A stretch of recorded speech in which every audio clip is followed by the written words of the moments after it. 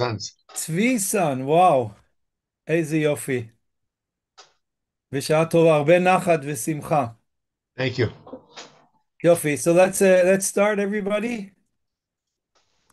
צבי? יופי, so we're beginning. Uh, so, shalom everybody.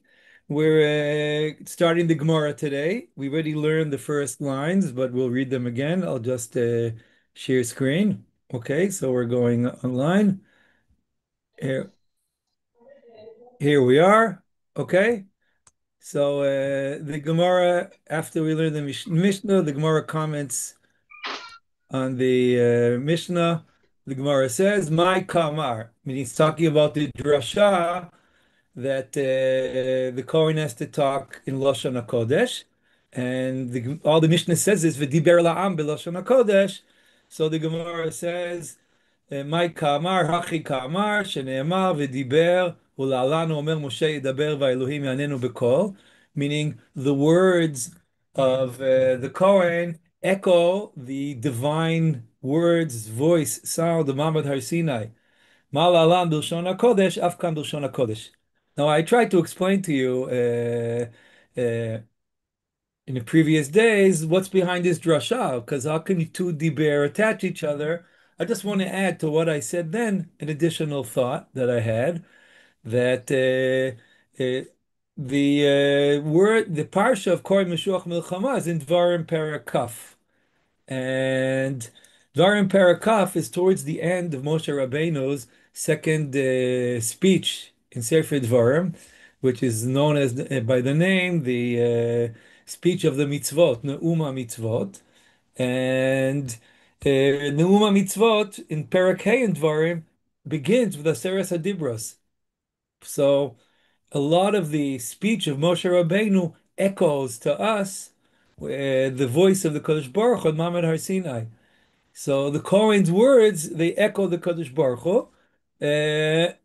Let's continue on the Gemara. Now the Gemara is trying to understand how do we know he's a special Kohen? How do we know there's such a job called Kohen Meshuach Milchama? So the Gemara continues. Tana Rabbanon, v'nigash ha-Kohen v'diber al ha'am. The priest shall approach and speak to the people. Yachol kol Kohen. Maybe any Kohen can do it. Talmud Lomar v'dibru hashotrim.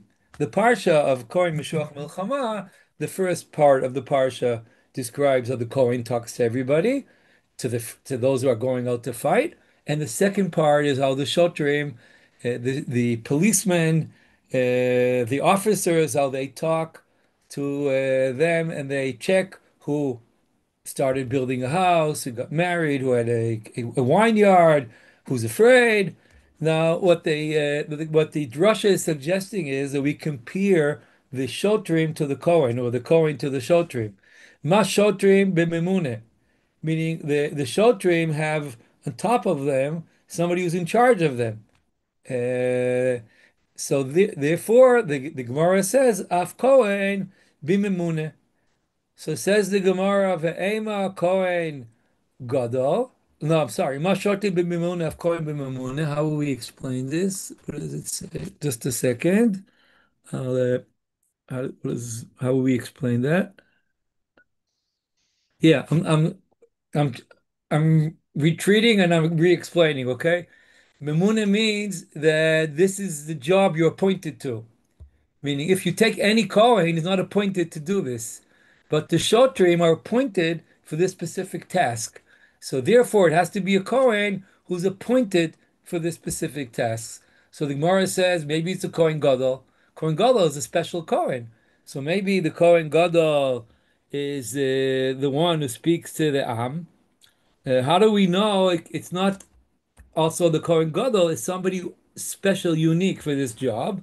So the answer is Dumya de Shoter, Ma Shoter Shesh Bemune al Gabav, meaning there's somebody who's in charge of the Shoter. So in a similar way, Af Kohen Shesh Bemune al Gabav, but the Kohen Gadol is nobody in charge of him. The Kohen Gadol is the head of all the Kohanim, so he's the top of the list. Meaning this is a job that you're given within belonging to a system.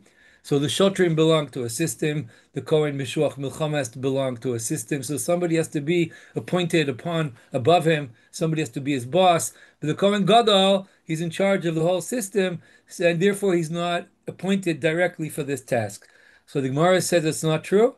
Kohen Gadol Nami Ha'ika Melech Al Gabav, meaning would seem from here, it's a very interesting statement that the Kohen Gadol is like underneath the king. Now, I find that a very puzzling statement because the Kohen Gadol and the king, they lichora, they have different jobs. They work in different fields. The Kohen Gadol is in charge of the Kahuna. The king is in charge of the political leadership of the Am. But to describe the Kohen Gadol being underneath the Melech is surprising. You should know that my grandfather, the Rav, Zecher Tzaddik Livracha, was suggested to be a candidate for the chief rabbinate of Israel after Rav Herzog died. And many people here in Israel had approached the Rav, and really they asked him to be a candidate, and the Rav refused. If you're interested in reading how he explained his refusal, so the letters which he wrote to people who approached him then were collected in the so-called book CCC, Community Covenant and Commitment. It's a collection of letters of the Rav. Now, one of the things the Rav was afraid of or didn't want, and it's a very central aspect of the Rav's thought, was he wanted to be autonomous. The Rav was always busy in stretching out the autonomy of the halacha, his autonomous as a rabbi, and he was very, very, very neglected of being others. He was afraid that if he will be the chief rabbi of a secular state, that eventually he'll be under the rule of the prime minister or the political powers. So he preferred to be an independent scholar, like. So that's one of the reasons that he explains over there.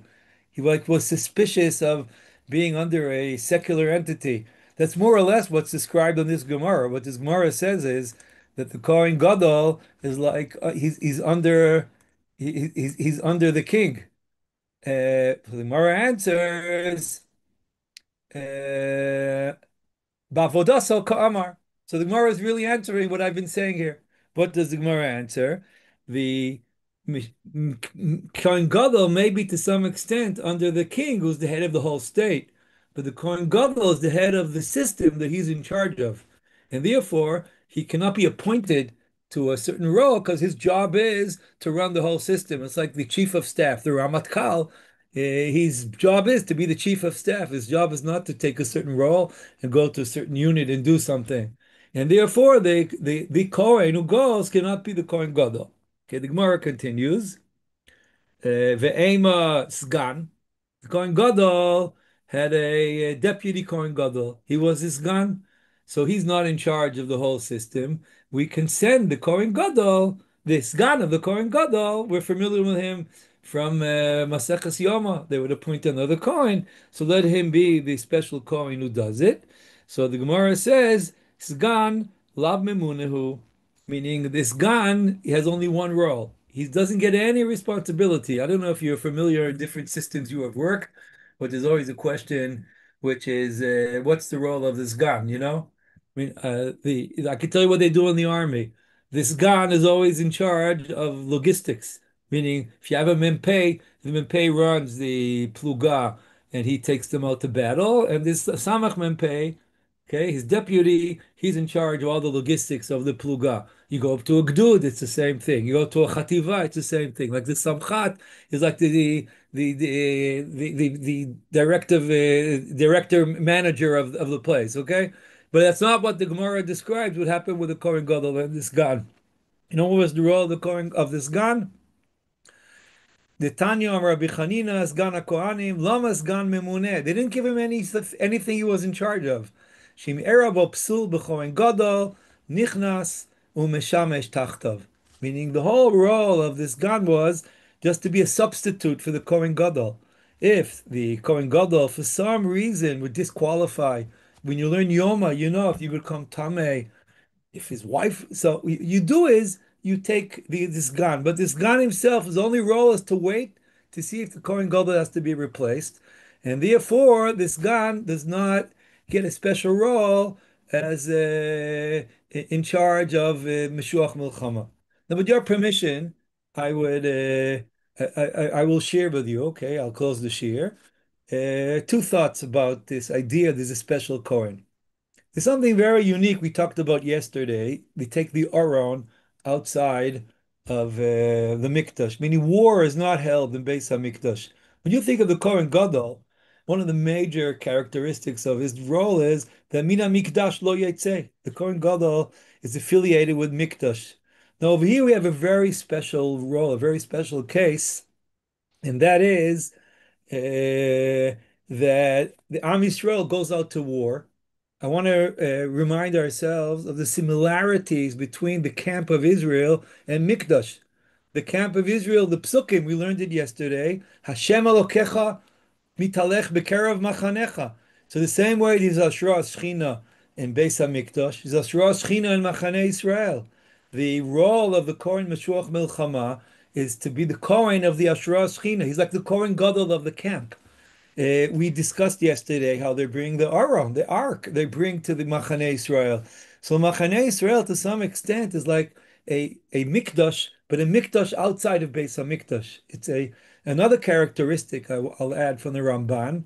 You know, I gave a Gemara share in the community in Hebrew. We learned Tainis. So last year we learned the sugyas of if on Tainis Tzibur they would blow shofar or chatzotrot, trumpets of the parsha in Bamidbar Yud. The Ramban, when he tries to explain when do you blow shofar, when do you blow trumpets, the Ramban says you only blow trumpets when it's an act of Klal Yisrael. When all Am Yisrael, the words of the Ramban is Kinufia Dechol Yisrael. Now that is a characteristic of the Mikdash. The Mikdash, the whole idea is it belongs to all of Am Yisrael. And the war is a national event. It belongs to everybody. Now, to some extent, you don't take a regular Kohen and tell him, okay, you do the Meshuach Milchama. You have to take somebody who basically gets like responsibility on the new Mikdash. So to some extent, there's a Kohen Gadol who's in charge of Beis HaMikdash. There's a Kohen Meshuach Milchama who's in charge of the camp of Machane Israel, which to some extent has similarities to Beis HaMikdash. And therefore, it cannot be the Kohen Gadol. He belongs in the Mikdash. Now, I want to add with a story about my great grandfather. I don't know if you're familiar with his character. The Rav's father, Rav Moshe Soloveitchik. He was a very great Talmud Chacham. He was the Rosh Yeshiva in Yeshiva Sibitzak Kilchanan before the Rav, Reb Chaim's son. But I'm not hiding from you. He wasn't a big diplomat. Meaning, I see Rav Volitsky here. Part of being a rabbi is being a diplomat. I mean, you have to learn how to get along with people. You have to learn how to advance things that are important to you, that you should be accepted by others. Diplomacy is a very important tool that you need if you want to get along with people. I think the Rav was a diplomat. He had ideas and he was able to transmit them to others. But his father, like many briskers, he was a kanoi. He said the truth. Diplomacy wasn't his very strong part of his, I would say, personality. So I want to tell you what he said at Chag HaSmicha in 1940 in Moayu. It's a big celebration, the Musmachim from Moayu. So Rav Moshe Soloveitchik got up there and he was talking about, you know what, I'll find it for you, okay? Here, just a moment. This is a book called Kovetz Chidushei Torah. It brings Divrei Torah of the Rav and his father, Rav Moshe Soloveitchik. And there's a piece over here which is about the Kohen Meshuach Milchama. B'inyan Milchemes Mitzvah. Let's see if that's the piece. If not, I'll just say it by heart, okay? Uh, no, I don't see it here. Okay, I'll tell it by heart. If I find it next time, I'll say it to you. So he got up and he said it appears in Sefer Chashmonaim, the Aleph, that Yehuda Maccabi was a Kohen Meshuach Milchama. And the question that Rav Moshe asked is, we say it's a big question you should know. I'll tell you when it appeared.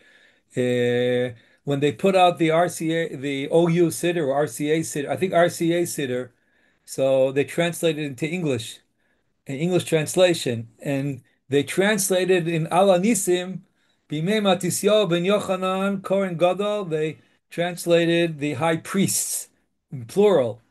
And that raised the big question: who exactly were the Kohanim Gedolim? Was Yochanan the Kohen Gadol? Was Matatyahu? Were both? So Rav Moshe Soloveitchik assumed that they could have described Yehuda Maccabi as a Kohen Gadol. So his question is, why is he described as a Meshuach Milchama?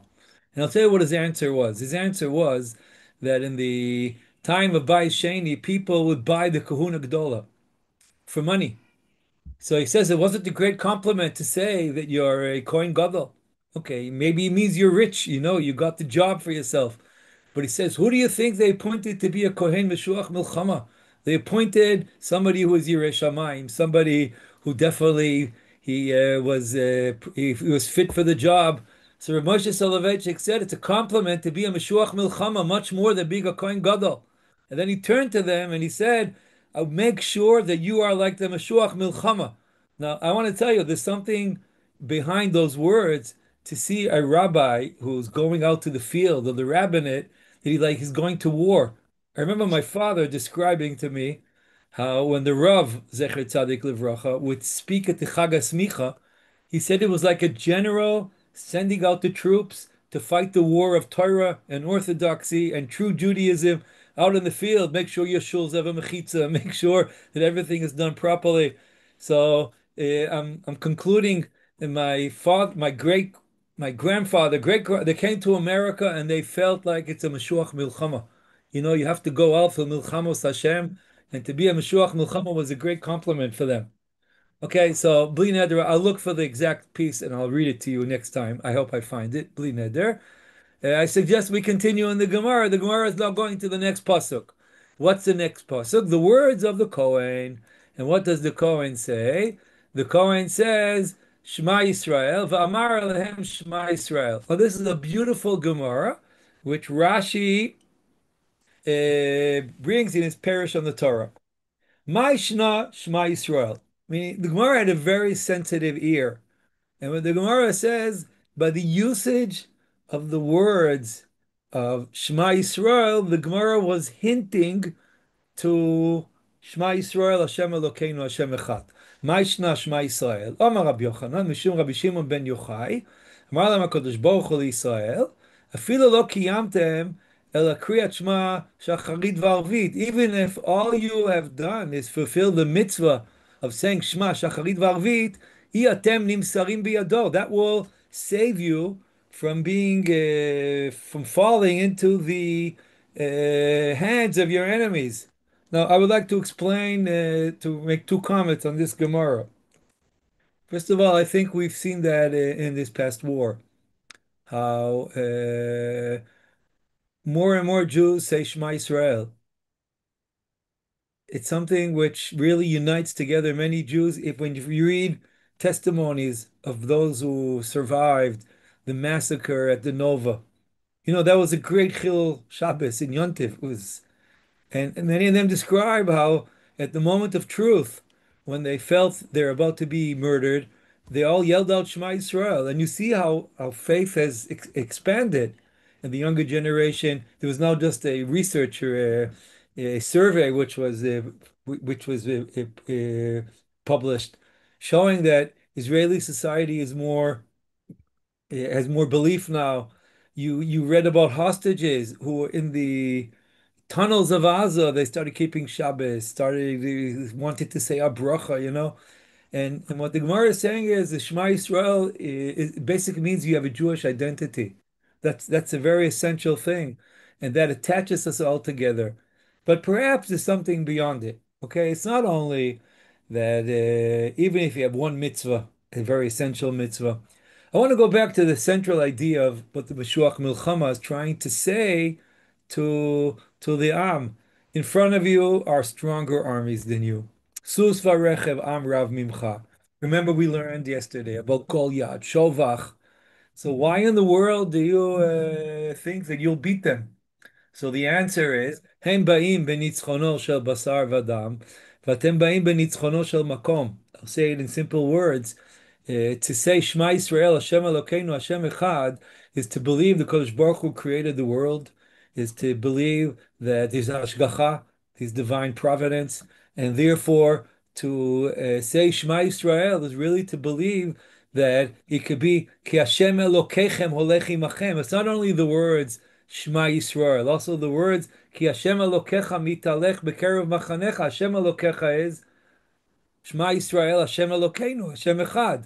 Hashem Echad is the belief He's the Creator and He's our God, so He's going to save us. So if you hold the mitzvah of Shema Yisrael, that's what really gives you the belief that you can fight it and it can protect you. I want to mention in this context that in many places we see that the Chazal recommend to protect us from the mazikim. What will protect us? Saying Shema Yisrael. Let's go to Kriya Shema Lamita. Okay, we say Kriya Shema in Shul, in Ma'ariv. But before you go to sleep, you say Kriya Shema again. And we add to that psukim, which are those who talk about Kimal Achav Yitzav Elach Yishmorcha B'chol Drachecha. Reb Chaim Volozhin has a very famous piece in Nefesh HaChaim where he says, if you feel you're threatened by something, you should strengthen yourself in Yichud Hashem. Now, I want to explain how does it work to say Shema Yisrael against Mazikim. It's not just a kamea. It's much more essential. I think it has to do also with how we relate to the events where we're going through them. And that is the existence of evil powers in the world. You have to realize the whole idea in magic, in Mazikim, which was very common in antiquity, is they really believe, many of them, that there are like independent powers of evil.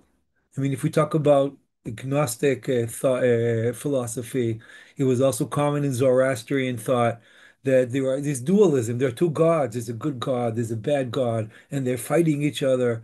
Now, we as Jews who believe in the unity of God, we have a monotheistic belief, it means that on the one hand, we don't believe there are any independent powers that are not under the rule of the Kodesh Baruch Hu.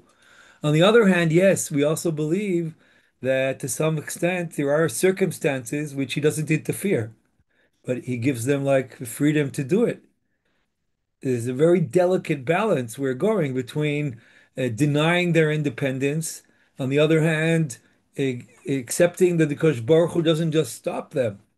Now, a true belief in monotheistic God, in saying Ashma Yisrael, Hashem Elokeinu, Hashem Echad, it means that you believe that they are not independent. It means you know the Kodesh Baruch Hu eventually, not understanding exactly how everything is run by him. Eventually, you believe that he's in control of everything. Yeah, we don't have the perspective to understand it. We don't have the point of view that he has. We don't see it from his way he sees it. But the moment you realize there's somebody who's running everything, so you concentrate on asking, what should I do? What does he want from me? How should I be his Eved? How should I be better? And that is apparently also hinted in this Gemara that if you at war, Shema Yisrael is the cry to say. I'll finish this part that the Kalmans and brothers, they testified when they were in Be'eri. It's on a Frum kibbutz. And they were knocking on doors and telling people, we came to save you. And people were afraid, rightfully so. They said, maybe you are Mechablim. There are stories how Mechablim who spoke Hebrew. They said, we're Tzal. So what was the secret code, sisma of the Jewish people, the password? You know what it was? Shema Yisrael. Hashem Elokeinu, Hashem Echad. So even if you only have Shema Yisrael, so what does the Gemara say? The Gemara says, אפילו לא קיימתם אלא קריאה שמע שחרית וערבית, אתם נמצאים בידם. Okay, we have 3 minutes, so let's begin the next paraita, and we'll continue the next week. Okay, Tanu Rabbanan, פעמיים מדבר עמם. In order to understand this, we have to go back to the psukim. But what the Braita suggests, the Kohen, unlike what it would seem in the psukim, that he only spoke once. I want to show you the psukim. Okay, the psukim were Dvarim. Let's go there. Dvarim Parakaf. Okay. It's in Pasuk Bet. What does it say? When you draw near the battle, the priest shall approach and speak to the people. That's the only time the Kohen talks. You see? Now look what the Braita says. The Braita says the Kohen spoke twice. Pa'amayim medaber imam, achat basfar ba'achat ba'milchama. Meaning once he would talk to them when they gathered together to war at the border. You know what that's called in Hebrew? Those of you in the army, you know what I'll say. No, shitrei kinus, meaning you tell everybody where they have to gather together, and then the Kohen speaks to everybody. And the second time was at war itself, when they would really approach the enemy. Basfar ma hu omer. What did he say at the shitrei kinus? So now we're transferring to Mem Bet Amud Bet. Shimu divrei malchei milchama. I mean, you know what the Kohen would say over there? He would say what in the parsha appears in the second half when the Shotrim talk to the Am. Mi ha'ish asher nata kerem v'lo chilalo. Meaning all this, sending home the person who built the house, who planted a vineyard, who got married, was afraid. You know when you do that? You do that at the Shitchei Kinus before you go to the battlefield. And what the Chiddush of the Braita, we'll have to discuss it next week. The Chiddush of the Braita is double. One Chiddush is that the second part of the Parsha was said before the first part. And the second Chiddush is that it was said also by the Kohen. When you read the Psukim, it would seem very clearly that the second part was said by the Shotrim, by the officers.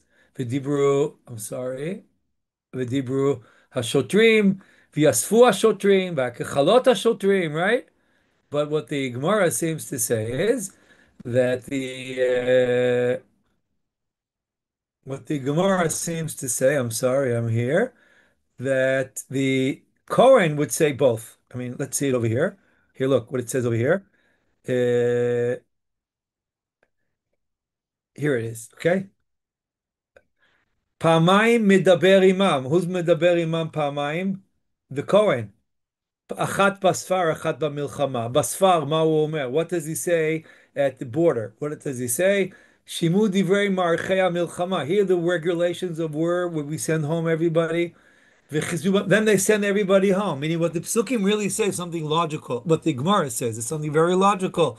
First you send home everybody, and then the words of the Kohen you say to those who actually are going to fight. You don't first tell everybody you're going to fight and then send home those who are not going to fight. So they really reverse it, okay? במלחמה מה הוא אומר? אל ירח לבבכם ואל תיראו ואל תחפזו ואל תרצו כנגד ארבעה דברים שאומות העולם עושים, מגיפים, מרים, צווחים ורומסים. This we learned during the week. Meaning, after they send home everybody, now it's a time to tell them not to be afraid. The only question we have to ask, but time is over, so we'll have to talk about it next week. If what the Gemara says makes so much sense, it's so logical, why did the Psukim bring them in the wrong order? Meaning, if it makes sense to do it the way the Gemara suggests, so why did the Torah write it that way? Okay, so we'll leave that for next week, okay? Now, let's see what's going on, and we'll plan our times. But we'll try to continue, if you're interested, to have a shiur next week also. I will try as much as I can. If I don't know if I can do it every day, but I will send out a message if there's a change, okay? Okay. So I want to wish everybody Shabbat Shalom. You should be safe. You should be well. And Bezrat Hashem will continue being together. And there are minyanim now, also in shul, also in the streets. So follow. You'll see the messages of the Vad. You can see how you can also go to shul in a safe way that you'll be close to a mamad or a miklat. Bezrat Hashem. Okay. So good evening.